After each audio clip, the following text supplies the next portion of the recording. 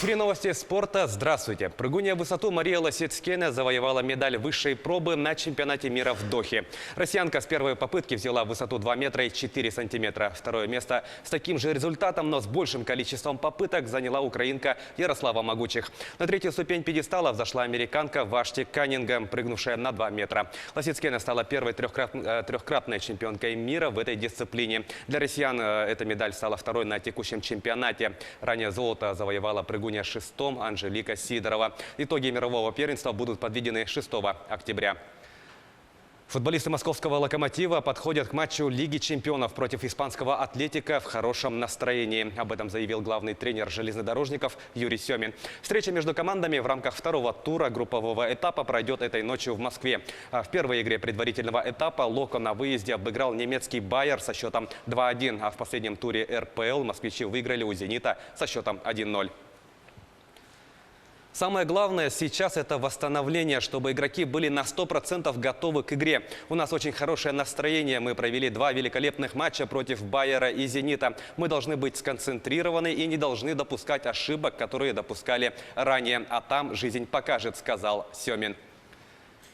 Манчестер Юнайтед сыграл в ничью с Арсеналом в матче 7-го тура английской премьер-лиги. Встреча прошла на стадионе Олд Траффорд в Манчестере и завершилась со счетом 1-1. В составе хозяев поля результативным ударом отметился Скотт Мактоминей. У лондонского клуба отличился Пьер-Эмерик Обамеянг. Манчестер Юнайтед в турнирной таблице чемпионата идет на 10-м месте. В активе команды 9 очков. Арсенал располагается на 4-й позиции, набрав 12 баллов. В следующем туре манкунианцы в гостях сыграют с Ньюкаслом, а Арсенал на своем поле примет Борнмут. Обе встречи пройдут 6 октября. Мужская сборная России по волейболу сегодня стартует на Кубке мира. Турнир пройдет в Японии. В первой игре россияне встретятся с представителями команды Ирана. Перед Кубком мира российские волейболисты принимали участие в чемпионате Европы. Они дошли до четвертьфинала, где уступили со счетом 1-3 сборной Словении, которая в итоге стала серебряным призером турнира.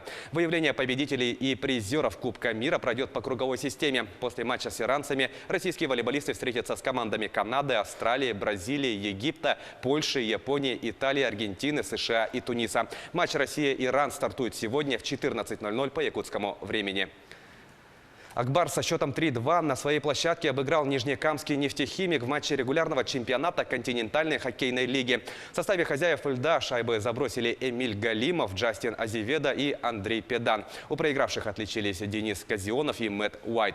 Благодаря этой победе Акбарс поднялся на первую строчку турнирной таблицы Восточной конференции. В его активе 18 очков в 11 встречах. «Нефтехимик» идет пятым, набрав 12 баллов. В следующем матче регулярки, который пройдет 2 октября, Акбарс дома сыграет с Санкт-Петербургским СКА. «Нефтехимик» же в тот же день также на своем поле примет финский «Йокерит».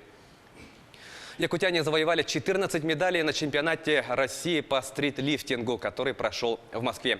Участие в соревнованиях приняли более 200 спортсменов. Якутию представили 3 участника. Елена Цой стала обладательницей наград высшей пробы в классическом стритлифтинге, а также в подтягивании с гирей. Сергей Ладыжинский в классических видах завоевал 3 медали, в том числе золото в двоеборье.